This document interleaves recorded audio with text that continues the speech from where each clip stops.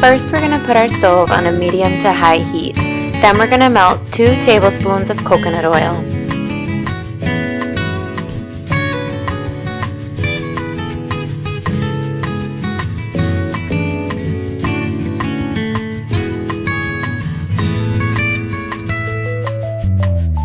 Once the coconut oil is melted, we're going to go ahead and add our red pepper, onion, and jalapeno pepper. You can add any vegetables you want here. Normally I'll also add a green pepper and some corn, but this is just what I had in my refrigerator.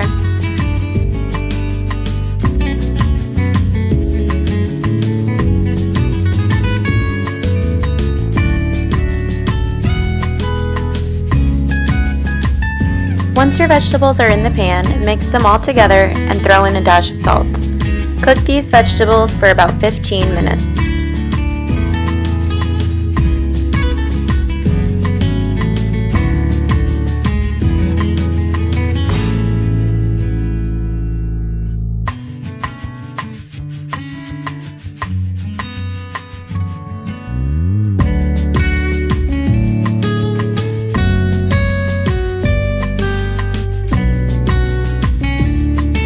You'll know your vegetables are ready when your onions are transparent and your peppers are soft. Grab your can of beans, make sure to rinse them, and pour them in the pan. Mix these up well together with the vegetables.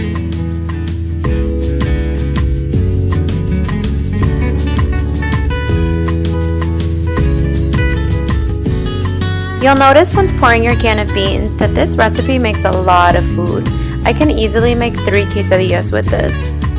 If you're not looking to make so much food, I would definitely recommend cutting this recipe in half and maybe only using a half a can of beans.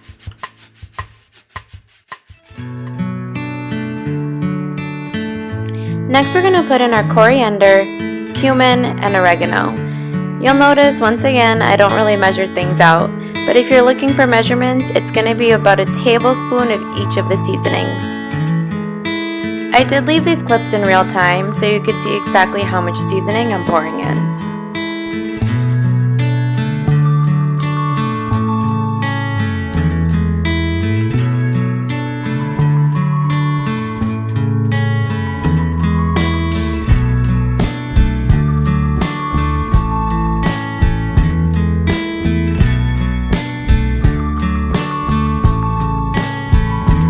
And of course, another sprinkle of salt, a little bit of pepper, and then we're going to mix this into our veggies.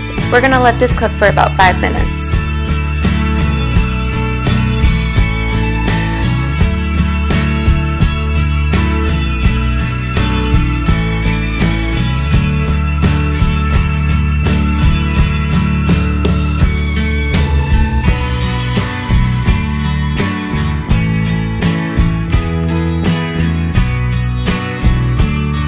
You'll notice your veggies are ready when they're a little bit thicker.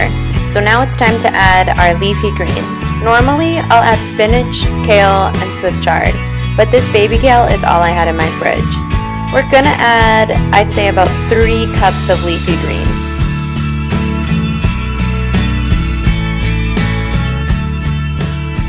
If you've never cooked with these types of greens before, they do get a lot smaller as they begin to cook. So I like to add a pretty big handful and let them cook down. You'll notice right here I do move my pan ever so slightly. I just want to make sure that the flame is really hitting those leafy greens.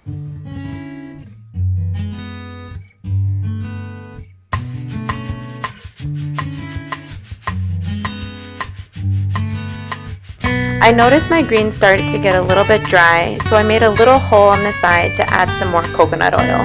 This just helps my greens stay nice and moist.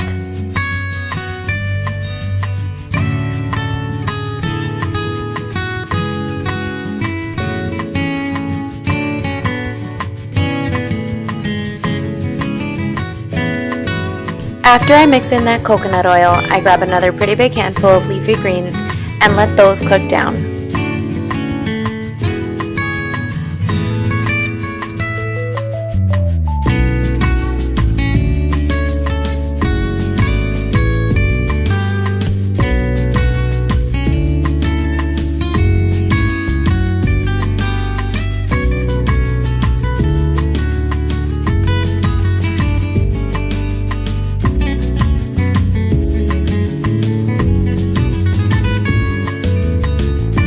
Once my greens are cooked down, I'll mix them into the other vegetables. I mix these in pretty well because I want to make sure when I put the mixture into the quesadilla that there's equal parts greens and vegetables.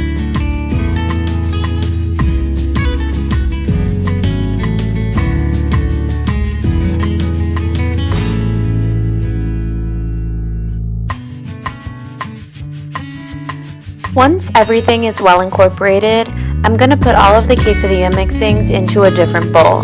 This not only allows me to cook my quesadilla in the same pan, but if there's any leftover fixings, I can have it ready to go for another dish in this bowl.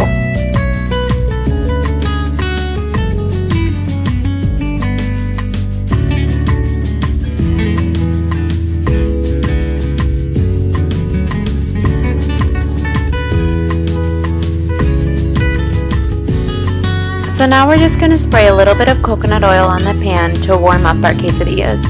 You don't have to do this step, but I always feel like my quesadillas taste different if I don't warm up my tortillas.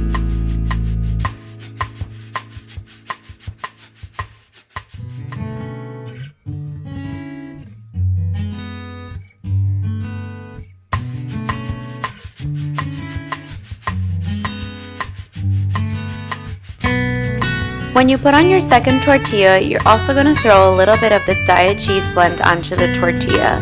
This is just going to ensure that all of our mixings stay in place on our tortilla.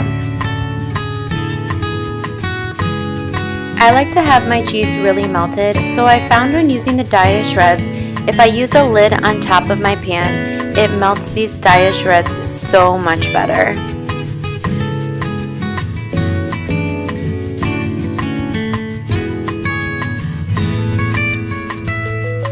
Once the Daiya shreds are melted, I just double check to make sure that my tortilla is nicely browned, and then I add the fixings for my quesadilla.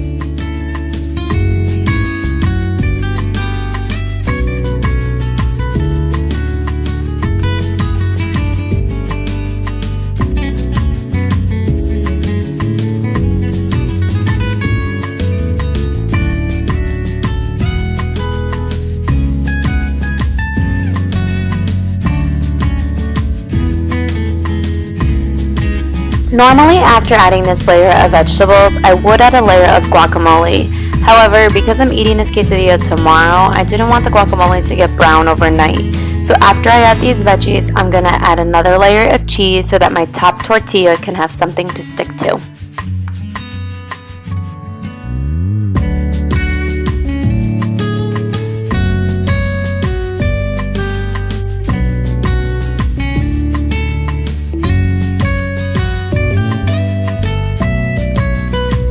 And once again, I'm going to cover the pan just to make sure that my cheese shreds melt evenly. And then I'm going to add my tortilla on and press it down onto the cheese just to make sure that everything is melted and well stuck together.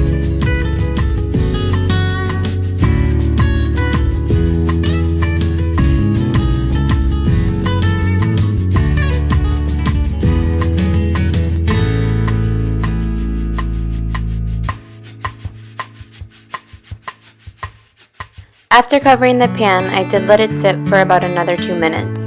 But then, the moment of truth, flipping the quesadilla. This might be the hardest part for me because I'm always afraid it's going to fall apart. Woo!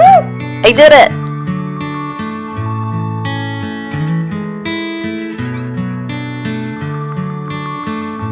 I cover the pan again just to make sure that all of the cheese is well incorporated and well melted in the pan. I let this sit for about another 2 minutes. And then we're ready. You could totally eat this now. It tastes so good fresh, but honestly, it doesn't taste bad the next day either. So I cut mine up into 4s and packed it for my lunch in my Pyrex container.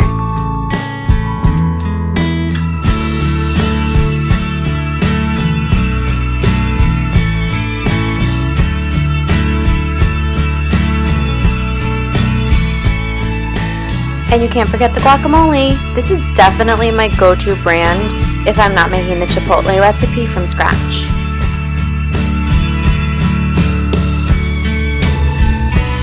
And then I throw this bad boy into my lunchbox. I also like to throw in some fruit, so I throw in my banana, and yes, I have a banana holder. and an apple. And you'll notice on my apple the number 9 before the SKU code, because a 9 on any of your SKU codes will mean that the product is organic. Please let me know how this recipe turned out for you guys, or if you have any questions or comments, don't hesitate to leave them down below. Thank you so much for watching, and until next time, have a great day. Bye guys!